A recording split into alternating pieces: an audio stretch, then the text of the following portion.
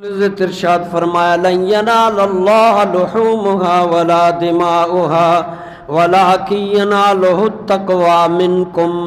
اللہ فرمایا او بندو، میرے بندو مومنو، تمہاری کی گئی قربانیوں کا گوشت اللہ کو نہیں پہنچتا، تمہارے ذبح کیے گئے جانوروں کا خون اللہ کو نہیں پہنچتا، تمہاری قربانی کا اللہ کو کوئی فائدہ نہیں پہنچتا، مگر وہ دیکھتا ہے تمہارا تقوی کتنا ہے، اخلاص کتنا ہے، اللہ کے لیے مخلص کتنے ہو، اللہ کے لیے مال جان قربان کرنے کے لیے تیار کتنے، اخلاص کتنا ہے، اللہ کی فرما برداری کتنی ہے، اللہ کی اطاعت گزاری کتنی ہے۔ ساری امتیں، سارے انبیاء قربانیاں کرتے گئے ہیں، نظام الہی دیکھیے، پہلی امتیں قربانی کرتے، جانور کو ذبح کر کے مخصوص جگہ پر رکھ دیا جاتا،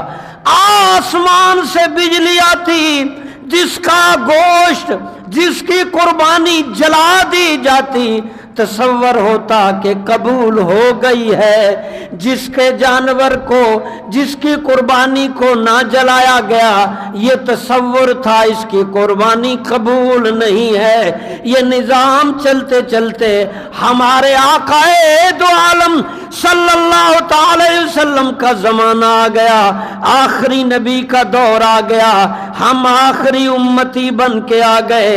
اب یہ چھپانا، اب یہ عیب، کس کی قربانی قبول ہوئی کس کی نہیں ہوئی، اللہ نے محبوب کے صدقے یہ سلسلہ بند کر دیا کہ وہ آگ آئے جلائے تو قبول ہے، یا غائب ہو جائے تو قبول ہے، یا وہ سارے انداز جس سے پتہ چل جائے کس میاں صاحب چودھری صاحب کی قربانی قبول ہے، جس سے پتہ چل جائے کس کی قربانی قبول نہیں، وہ معاشرے میں منہ دکھانے کے قابل نہ ہو، جس کی قربانی رد ہو جائے۔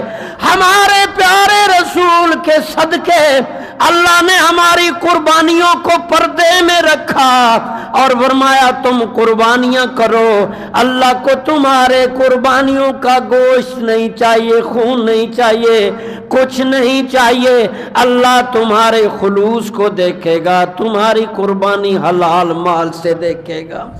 لیکن وہ پردہ پڑ گیا، اب پتہ نہیں کس کی قبول ہوئی کہ نہیں۔ اب اور اگر ہم معاشرے میں، جس علاقے میں، جس ملک میں رہتے ہیں، اس ملک کے بدترین افراد زیادہ ہیں، برے زیادہ ہیں، گندے زیادہ ہیں، فراڈیے زیادہ ہیں، گمراہ زیادہ ہیں، 2 نمبر زیادہ ہیں، اوپر سے نیچے چنگے بہت تھوڑے۔ اس ملک میں یہ کی گئی قربانی کل پرسوں اور آج بھی قربانی ہوگی، اگر ایسا پیمانہ اللہ رکھ دیتے کہ پتہ چل جائے کہ اس کی قربانی قبول ہوئی کہ نہ ہوئی، تو میرے خیال میں 95% پتہ چل جانا تھا، 100 میں شاید 5-6 یا 4-5، کیونکہ لوگوں کی کھلڑیاں اتار کے مال جمع کیا گیا ہے، ملاوٹ کر کے، دھوکہ کر کے، فراڈ کر کے، لمبی لمبی رات ساری 2 نمبر دودھ بناتی ہوئی فیکٹریاں، 2 نمبر گھی، مسالے، یہ سارے 2 نمبر گنڈیریوں میں ڈال ڈال کے گندا پانی، اور وہ 2 نمبر طریقے سے ڈال ڈال کے ٹیکے لال رنگ کے تربوزوں میں، کچے پھل اس کے اندر ڈال ڈال کے کیمیکل، اور ہر بندہ سامنے اچھے اچھے پھل دکھائے، پیچھے گلے گلے دے اور بدماشی سے کہے یہ تو میں نے ویسے رکھے، یہ دینے ہیں، لینے تو نہیں تو باہر میں جا۔ اور یہ ساری سوسائٹی والے لوگ، اور پھر اوپر سے جنرل، مرنل، جج، ہاں جی، پراپرٹی ڈیلر، سب 2 نمبری، دکھانی یہ، مارنی یہ، کہنا کچھ، ہونا کچھ۔ اور آج کل تو وہ باہر بھیجنے والے کنسلٹنٹ بہت ہیں، لاکھوں میں تو لاہور میں ہیں، سب فراڈ۔ اور یہ سارے لوگ 100 میں سے 95 لوگوں کی قربانی پڑی ہونی تھی، پتہ لگ جانا سا میاں صاحب یہ تہاڈی قربانی قبول نہیں ہوئی، تساں دھوکھے موکھے کر کے مال کمایا جائے۔ یہ سارے 95% ننگے ہو جاتے، صرف وہ 3-4 لوگ جو ایمانداری سے قربانی کی، حلال کھایا، احتیاط کیا، ہاں جی، تو پھر یہ معاملہ ہوتا مگر نبی کے صدقے پردے میں رہ گئے. چلو قبول نہیں ہوئی, گوشت تو مل گیا نا, قبول نہ صحیح ہے جی. آپ پہ آسن قبراں لگ سن خبراں. ہاں جی, وہ ہمارے ماموں جان ہے نا, ماموں مرتضیٰ, میرے بڑے پرانے بچپن کے, ایک بندے نے اس کا 15 لاکھ ہڑپ, ایک نے 30 لاکھ, کسی نے کچھ, وہ نہیں مانتا. میں نے کہا یار ڈیمانڈ کر, وہ ایک نکتہ کہہ دیتا ہے, اگلے جان لیں گے, پروفٹ کے ساتھ ملے گا, معاف نہیں کریں گے. اتنا ایمان ہے اگلے جان کا. اور یہاں آپ کو اگلے جان کی کوئی فکر ہی نہیں. جو لمبی تسبیح پکڑی ہے, یاسین روز صبح دوپہر شام, کسی کا 1 لاکھ کھایا ہوا ہے, کسی کا 2 لاکھ, کسی کی چگلی کھائی ہوئی ہے, کسی کی غیبت, کسی کی کردار کشی, مینٹیلٹی, منفی سوچ, لوگوں کو محروم کرنے پہ, اپنا حکم نافذ کرنے پہ. رحم دلی نام کی کوئی نہیں, پتھر دماغ, پتھر دل. وہ یہ مسلمان ہیں جنہیں دیکھ کے شرمائے یہود. ہمارا تو حال ہی برا ہے. آج کی ہماری قربانی اگر شو ہو جاتی تو میں یہ شورٹی سے کہتا ہوں, پاکستانیوں کی بات کر رہا ہوں, اپنے معاشرے کی باہر کا مجھے علم نہیں, 94-95% قبول نہیں ہونی تھی, کیونکہ 100 میں سے 2-4 بندے ہی اچھے ملیں گے. ڈھونڈیں, ایماندار بندہ ڈھونڈیں. بڑی لمبی لمبی نمازیں پڑھنے والے اکثر بے ایمان پائے گئے ہیں, لمبی لمبی داڑھی. ایک فراڈیا کل مجھے ملا, میرا اسٹوڈنٹ, پڑھایا کافی لمبا عرصہ, اس کی اتنی لمبی داڑھی, اور ایسے لگ رہا جیسا کوئی بڑا عالم پیر صاحب ہو. میں نے کہا یہ کیا ہوا؟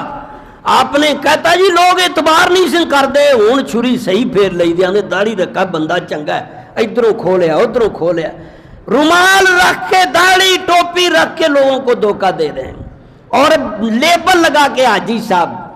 جتنا حاجی صاحب 90% حج پڑھ کے سخت ہوتا ہے اور کوئی نہیں ہوتا, آپ تجربہ کر لینا.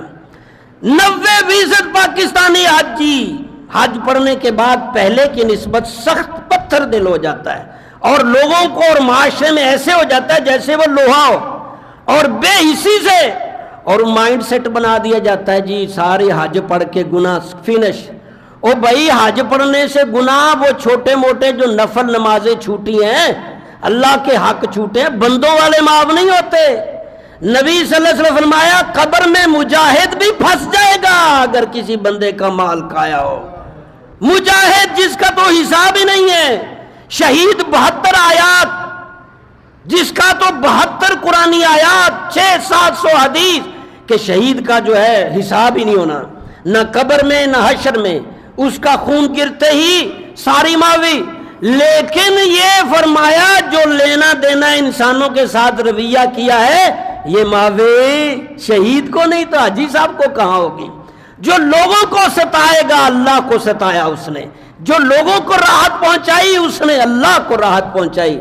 نبی صلی اللہ علیہ وسلم فرمایا قیامت کے دن بعد لوگوں سے اللہ کہے گا میرے لوگ بھوکے تھے کھلایا نہیں, اور تو میرے لوگ پیاسے تھے پلایا نہیں, ننگے تھے پہنایا نہیں. اللہ تبارک و تعالیٰ اپنی طرف نسبت کرتے ہوئے کہے گا. یہ حدیث کے جو الفاظ اب میں بیان کرنے لگا مسلم شریف میں, اور میں پیاسا تھا مجھے پلایا نہیں, میں بھوکا تھا کھلایا نہیں, میں ننگا تھا. اللہ تو ان چیزوں سے پاک ہے.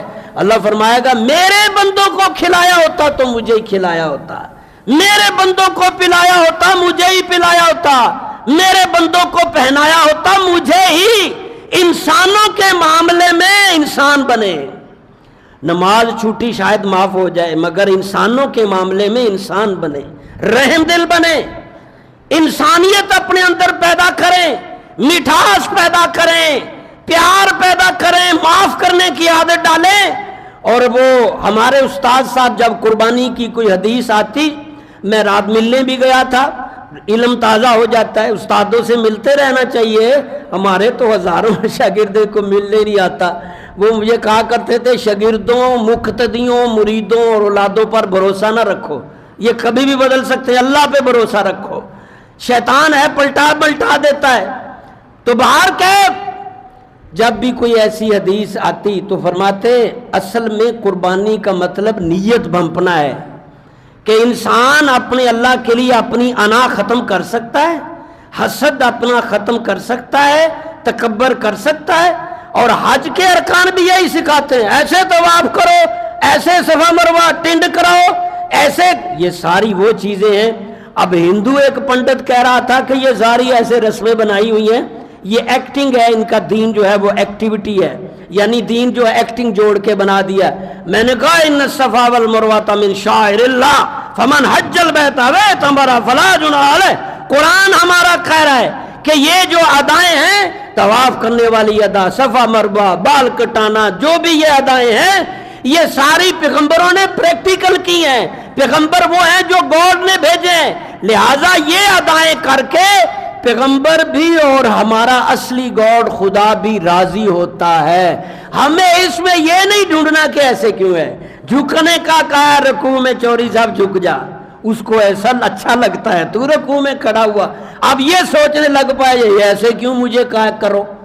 سجدے میں اچھا لگتا ہے، چلا جا سجدے میں، جب تو گرتا ہے اللہ کو بورڈ کو بہت اچھا لگتا ہے۔ وہی ارکان، 10 دن ناخن بڑھائی رکھو۔ اس دن ایک صاحب کہہ رہے جی ناخن بال کا کیا تعلق قربانی سے؟ میں نے کہا ابراہیم علیہ السلام نے ایسے کیا، وہ رسول اللہ کے تھے جی، اسماعیل نے ایسے تھے، پیغمبروں نے کیا، ہمارے رسول نے کیا۔ او بھائی اگر تو مانتا ہے تو کر لے، تجھے اس میں عیب ڈھونڈنے کی کیا ضرورت ہے کہ تو ڈھونڈتا پھرے یہ کیوں ہے واہ کیوں ہے؟ دماغ نہ لڑا، بس اطاعت گزار، اطاعت۔ اب یہی چیز سوچنے پڑ جائیں، اللہ تو گوشت کھاتا نہیں، پھر اتنے جانور ذبح، خود قرآن کہہ رہا ہے، اللہ کہہ رہا ہے کہ میں گوشت خون مجھے نہیں چاہیے۔ ہاں اللہ کو اطاعت گزاری چاہیے، تقوی، تمہارا تقوی چاہیے، تمہارا اخلاص چاہیے۔ اب دیکھا جائے گا تم حلال کما کے حج کر رہے ہو، حلال کما کے قربانی کر رہے ہو، حلال کما کے اللہ کی راہ میں دے رہے ہو، حلال بچوں کو کھلا رہے ہو، حلال کی طرف جا رہے ہو، تو یہ تقوی کی بنیاد ہے۔ نبی صلی اللہ علیہ وسلم فرمایا حرام کھانے والے کی دعا قبول۔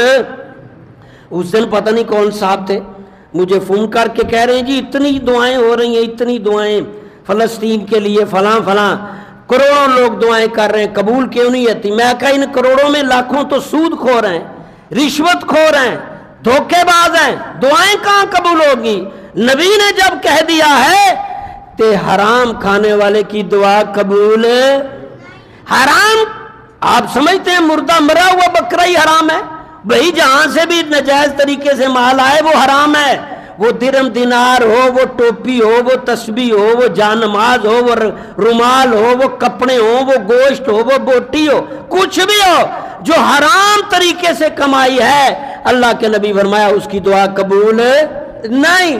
تو یہ سارے اسی میں لگے ہوئے، کہاں دعائیں قبول ہوں گی؟ اور پھر جہاں جہاد کا حکم ہے، اگر فلسطین کے لیے مسلمان اکٹھے نہیں ہوتے، جہاد نہیں کر رہے، تو یہ فرض کو ترک کر رہے ہیں، یہاں دعائیں نہیں چلنے والی۔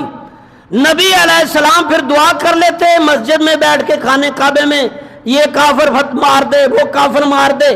وہ کیوں گئے احد میں؟ وہ کیوں گئے بدر میں، خندق میں؟ کیوں شہید کرائے؟ کیوں زخمی ہوئے؟ بھائی بتایا کہ جد و جہد سے، جہاد سے، یہ کافر جہاد سے ہوگا فتح، بعد میں دعا ہوگی جب تم جہاد وہاں کرنے چلے جاؤ گے۔ سارے کھسی مسلمان ملک، سارے ڈرے ہوئے، اور وہ حدیث مجھے اکثر یاد آ جاتی، قیامت کے قریب مسلمان تباہ اور جھاگ کی طرح ہو جائیں گے، خوف۔ اللہ کے نبی وہ کیوں فرمایا ان دشمن جو ہے ان پہ ایسے چپٹ جائے گا جیسے کوئی بھوکے لوگ زیادہ تھوڑے کھانے پر۔ کیوں ایسا ہوگا؟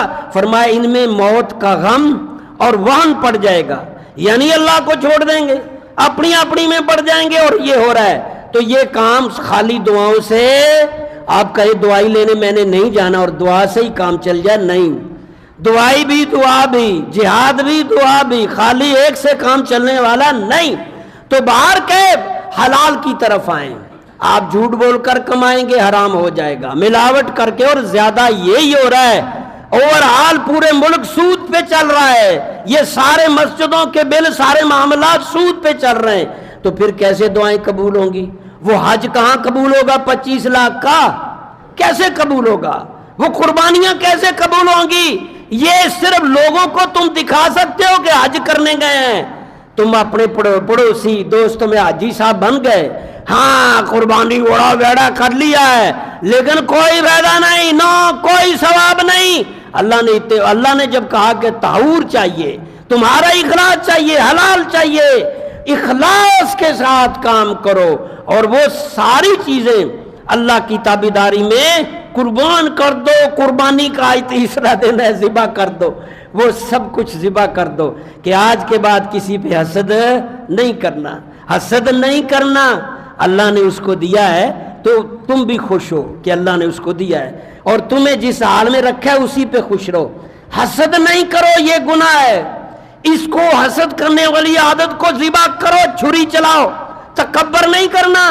اگر مال ہوتا یا کوئی صحت ہے، اس کو بھی چھری سے ذبح کر دو، آج کے بعد تکبر نہیں، انا میں نہیں رہنا، معاف کرنے کی فطرت رکھنی ہے، اور اپنی زندگی کا ہر پہلو اور ہر سطح پہ اللہ کی فرما برداری میں آنا ہے۔ یہ بات نہیں ہے کہ آپ نے قربانی کر لیں، نمازیں پڑھیں نا، کاہے کی مسلمانی ہے تمہاری؟ سارا سال نماز نہیں پڑھ رہے ہو تو قربانی کے لیے ویڑا لے آئے بھائی، لاؤ، لیکن یہ چیز۔ اور ہاں بہت سے نمازی ہیں اپنی زبان کو نہیں روکتے، غیبت کرتے ہیں، پیٹھ پیچھے برائیاں کرتے ہیں، دوسرے کا نقصان اور تکلیف دینے کا سوچتے ہیں، کوئی فائدہ نہیں ایسی نمازوں کا۔ اور حاجی صاحب اگر تمہارا دل نہیں بدلا، تمہارا مائنڈ سیٹ نہیں بدلا، تم اچھے انسان نہیں بنے تو کوئی فائدہ نہیں۔ وہ سیر کر لیا آپ نے تو باہر کیف ہر سطح پہ آپ بولنے میں چالنے میں ایک سٹینڈرڈ ہوتا ہے، والد کے ساتھ کیسے بولنا ہے، ماں کے ساتھ، استاد کے ساتھ، عالم دین کے ساتھ، امام کے ساتھ، پیر کے ساتھ۔